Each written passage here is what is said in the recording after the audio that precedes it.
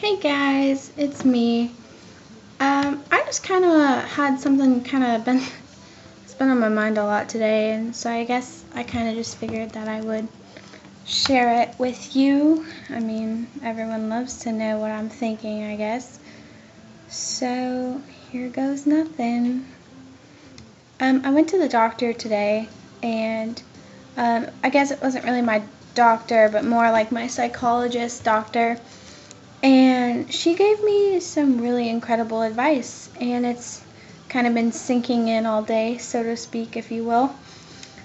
And what she said was, I told her how I felt about just having some really hard times with just coming to terms with the fact that, I need medication to be okay. Like, that's really frustrating for me. And she asked me if I was a diabetic and I had to take insulin, if that was if that was a reason why I would hate myself. And I kind of just looked at her, and I just sat and I thought for a few minutes, and it's kind of the same thing. Like, I feel like I shouldn't base my value and how I feel about myself on a pill bottle, but I feel like so many times I always come back to it, like, oh yeah, you are less of a person because you have to take medication to be normal. And I feel like it's really just like one of those things I just have a hard time with. I mean, like, the one thing that I want out of my whole life, I mean, yes, I want a family, yes, I want kids, I want to be married, all that stuff, but the one thing that I truly can't see me ever being satisfied if it didn't happen was that I want to be able to know that I made a difference in someone's life. And I mean, I know that sounds simple and cliche, definitely cliche, but I just want people to know that, if you know me or if you don't know me, like, I'm still going to be here for you. Like, that's just the way it is. And if you're struggling with something, you can always come to me, and I'll attach my email at the bottom.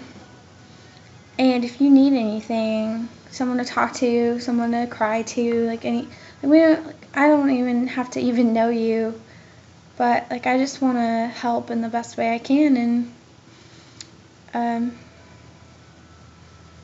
I guess I've just been really thinking too, like, sorry, I'm playing with a hair tie, just about the insensitivity of suicide awareness on things like Twitter and Facebook and Instagram and such.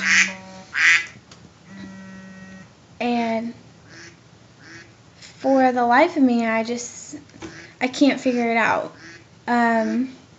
I was scrolling through my Twitter feed, and I found a picture of people, not real people, but the e-card people. One was about to cut, one was hanging himself, one was taking pills, and the other one had a gun to his forehead. And the comment was something to the effect of, school makes me feel like, and I understand that school makes you feel terrible, but for you to idolize suicide like that and self-harm just utterly frustrates me to the core. Like, self-harm and suicide are not something to be glorified. And I feel like if you have to glorify them because you find school to be boring or whatever, like, it doesn't even matter. Like, it's ignorant. It's extraordinarily ignorant. And I have no tolerance for that kind of stuff. Like, tonight I met a girl on some website. We were just talking, and I just asked her a little bit about herself, and she wrote something, and I'll have to pull it up and read it to you because it was just so thought-provoking, and I was just kind of almost shocked because by the way she was writing, I knew she had to be younger. And so this is what she wrote, and I don't know who you are, and I don't know anything about you other than how old you are, but it says, demons watch from afar, glooming and lurking in the dark. They get inside your head, hearing your suicidal thoughts, wishing you were dead. With all these scars on my arms, I wish I could hide from everyone. At some points, I just want to grab that gun. I build up my hope that it gets knocked down, turning an innocent smile to tears and a frown. Over the years, only the steel has helped. I grabbed the bottle of pills and gulped. I finally gave up and threw away the key until I noticed that those demons were watching me. And after she sent me that, I was completely and utterly shocked. More or less so in the fact that this girl's 13 and she's already attempted suicide twice at 13.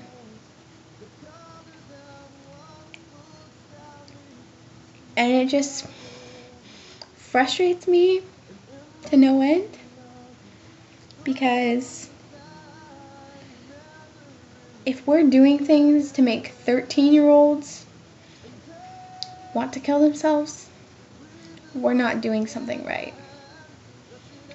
And I mean, sorry, I'm kind of getting emotional, but like this is something that means a lot to me, and I can't stand the idea that these 13-year-olds are already having to cover up scars, and I don't want that for them, and I feel like there's nothing I do is gonna change society's view on suicide. Everyone just throws it around like a joke, like, oh yeah, this homework makes me want to kill myself. Like that's not funny at all. It's not funny at all.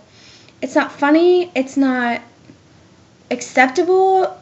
It's ignorant as hell, and it's extraordinarily insensitive. Because you may say that jokingly, but there might be someone around you who's actually struggling with that. And I can't get past the fact that a 13-year-old girl was telling me that she'd want to kill herself twice. And that she was only 17 days clean from self-harm. And don't get me wrong, I am so thankful that she's 17 days clean. I posted a photo on my Instagram, and it says, I'll read it to you because I just feel like that's probably better than just telling you about it. It says, if you're 5+ years clean, I'm so proud of you. If you're 1 year clean, I'm so proud of you. If you're 6 months clean, I'm so proud of you. If you're 3 months clean, I'm so proud of you. If you're 1 month clean, I'm so proud of you. If you're 1 week clean, I'm still so proud of you. If you're 1 day clean, I'm so proud of you.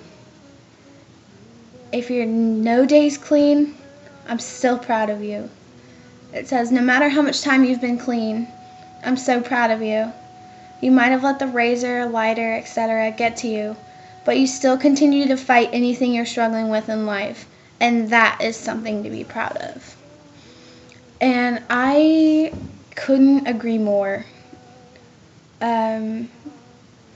Personally, I am a month and 6 days clean today of self-harm and suicidal thoughts, and it is the greatest feeling to know that I'm strong enough to overcome something like that. I